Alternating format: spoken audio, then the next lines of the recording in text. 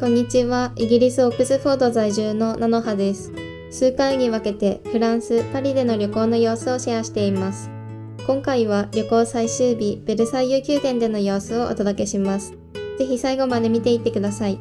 高評価とチャンネル登録もよろしくお願いします。パリから1時間ほど電車に乗ってベルサイユ宮殿へ向かいます。今回の旅行は前半2日間でディズニーランドを楽しみ、3日目にパリ中心部、そして最終日にベルサイユ宮殿を観光するプランにしました。旅行最終日のこの日はベルサイユ宮殿を見学しました。ディズニーランドやパリ中心部での様子は前回、前々回の動画をご覧ください。すごいね、大きいね。16世かなあ、XIV って書いてある。どういうこと？ 14世14世。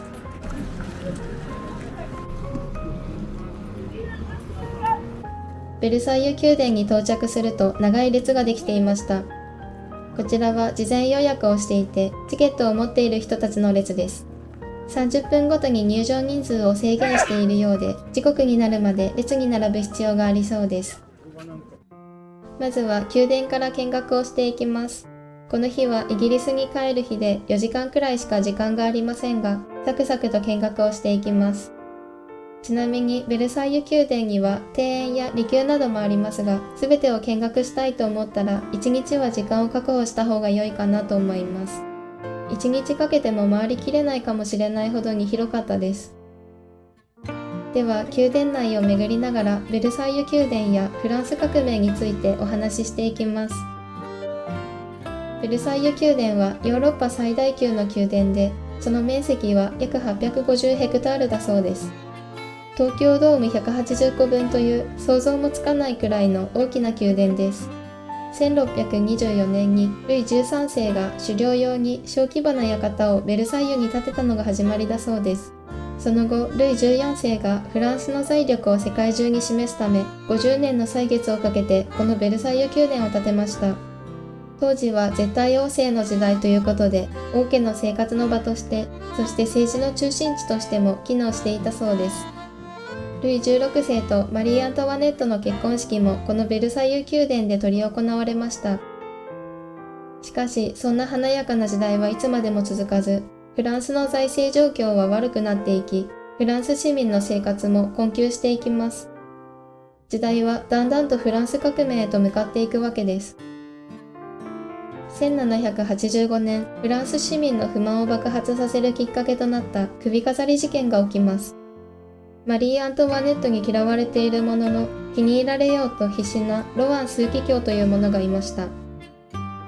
また、王室御用達の宝石商が160万リーブル、日本円換算で約192億円の首飾りの購入者を探していました。この2つの状況が重なり、首飾り事件の主犯者であるラモット夫人は、マリー・アントワネットの親友であると偽り、ロワン枢機卿に首飾りを購入させました。そして、マリー・アントワネットに渡しておくと言って首飾りを騙し取ったのです。この事件に関して、マリー・アントワネットは完全なる被害者でしたが、実はラモット夫人とグルだったとか、レズビアンの関係にあったとか、市民の間ではいろいろな悪い憶測が飛び交いました。こうしてマリー・アントワネットの評判はどんどん下がっていき、フランスの財政状況も悪く、市民の不満が爆発し、フランス革命が勃発したのです。ベルサイユ宮殿に侵入して、マリー・アントワネットを暗殺しようとした者もいました。その時は寝室の隠し扉からルイ16世の部屋へと間一髪で避難したのだそうです。その後、マリー・アントワネットの故郷であるオーストリアに逃亡しようとするも失敗し、最終的には現在のコンコルド広場で暗殺されたのです。からビーって順路だとこういう感じ、歩くと1時間半、どこに行きたいの？噴水行きたい。じゃあもうこれを突っ切ってバーって行ってバーって戻ってくる。わあ、すごい。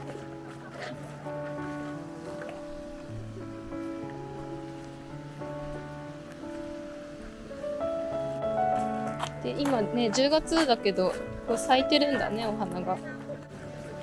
かわいい。こっちらの庭園はですね、ルイ14世が最も気に入っていたですって。建設中には毎日のように現場を見学していたらしい。もう結構な圧力だよね。王様がさ、毎日見に来るってかなりの圧力だよね。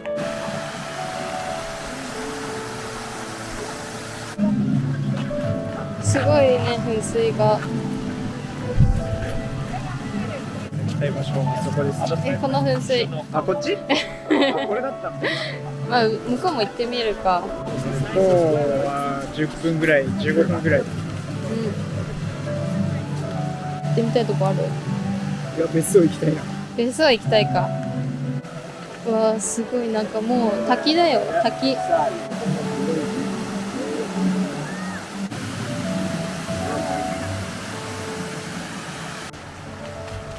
すごいね、大きいね。湖だよ、もう。湖サイズ。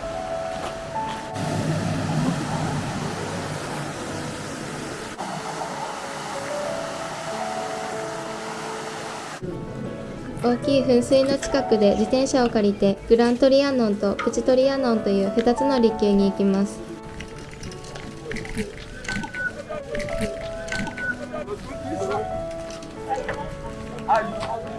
ベルサイユ宮殿の庭園内には他にもプチトランやミニカーなどもありました。こういったものを利用して効率的に庭園内を回るのがおすすめです。そしてやってきたのはグラントリアノンです。ブルー。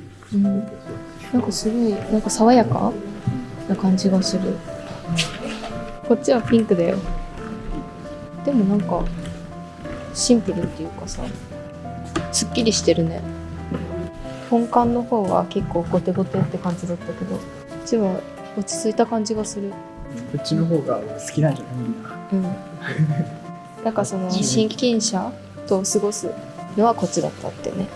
向こうは公務をするような。わあ、すごい。わあ、すごい。広い。広い。こっちは黄色いお部屋ですね。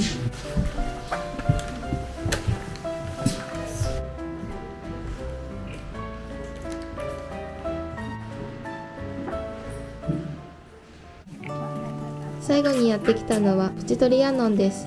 マリー・アントワネットの息抜きの場だったそうです。建物の中も見学できるようですが、この先にある疑似農村を見に行ってみます。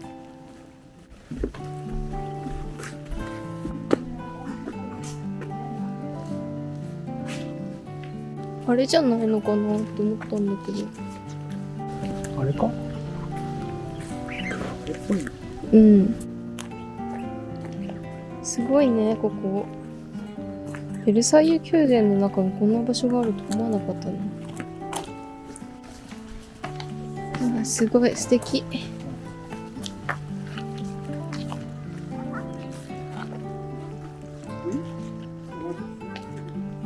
水車とかかわいいですね。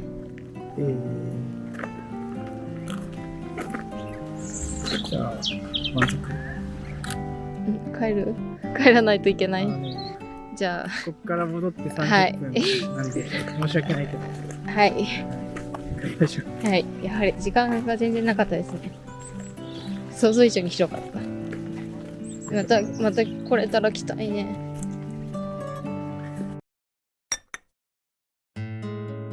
この動画は以上となります。